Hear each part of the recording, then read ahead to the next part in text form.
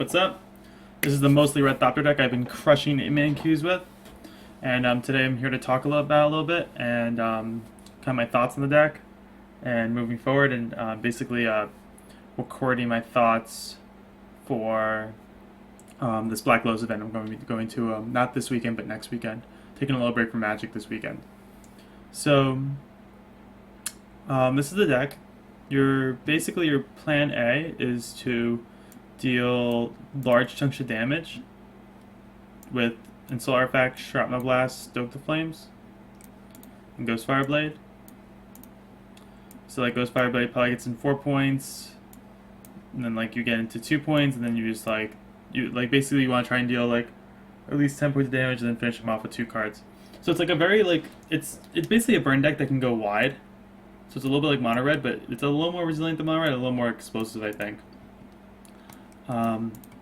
And the hate cards are different than Mono Red. They're much more narrow, like Smash Smithereens or things like Revoke Assistance. And even a Revoke Assistance is not that great because it's sorcery speed.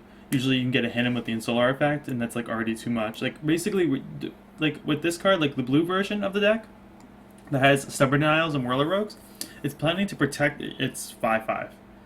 But this deck, it doesn't care about protecting the 5/5. We just want to hit him with the Ensoul Artifact, and then the Ensoul Artifact creature, and then we don't care if it dies or not. If we get another hit in, that's awesome. Like we're probably winning that game. If we don't, it doesn't matter because we already got our value. Now, this deck's weakness is cards like Sorin or Butcher of the Horde and gain massive amounts of life pretty quickly. Heroic is probably a bad matchup too. I haven't played against it though. And I'm not sure how to combat those cards. I was thinking Disdainful Stroke because they're both like a lot of the cards that beat this deck are like sweepers and these like big chunks, life-gaining chunk cards.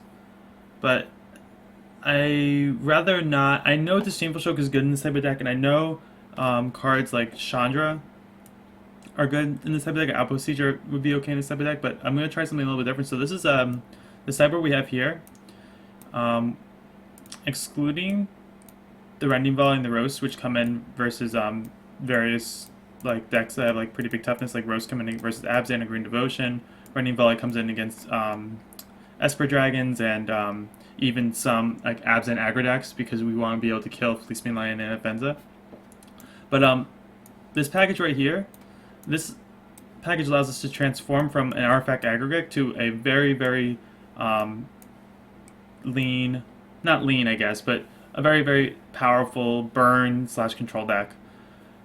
With Jace, they're taking out their ultimate prices usually against me because they don't have a good target for it. Like even if they pop off an Engineer or a Pia and Kiran, it's not a good trade for them. So they're taking out ultimate prices, which means that Jace, like they have to spend 3 or more mana on Jace to kill them, to kill Jace.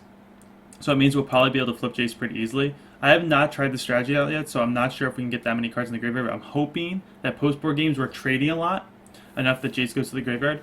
It's possible we want a fetch land in here now, because we do have a Jace. Yeah, I think I do maybe just want a Bloodstained Mire.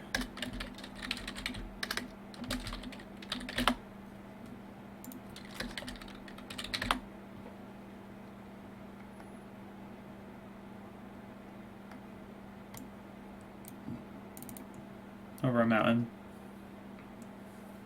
So with Jace, it allows us to rebuy all our powerful burn spells like Shrapnel Blast, Stoke the Flames, Exquisite Firecraft, and Searing Blood. So I want to try this package out first. Other cards I have considered is Outpost Siege Chandra as kind of our card advantage sideboard cards when things get really grindy. But I think Jace might be the best one.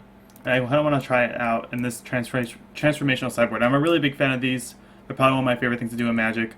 So I'm going to hop an 8-man queue with this new type of mostly red Thopters deck and try it out.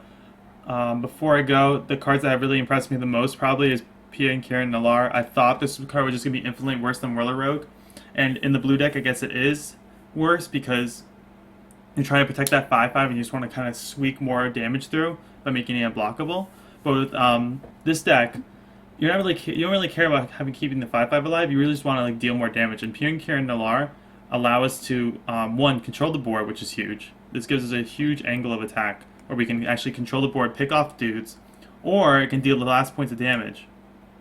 And even with this type of sideboard plan, we might be able to transform into like some very grindy control deck. So I kind of want to Jace over Outpost Siege because they are bringing in like Unravel the Aethers versus us and like Jamoka's Command. So like we kind of wanted to dodge all that hate and bring in a card where they are taking out their ultimate prices or taking out most of their creature removal like that.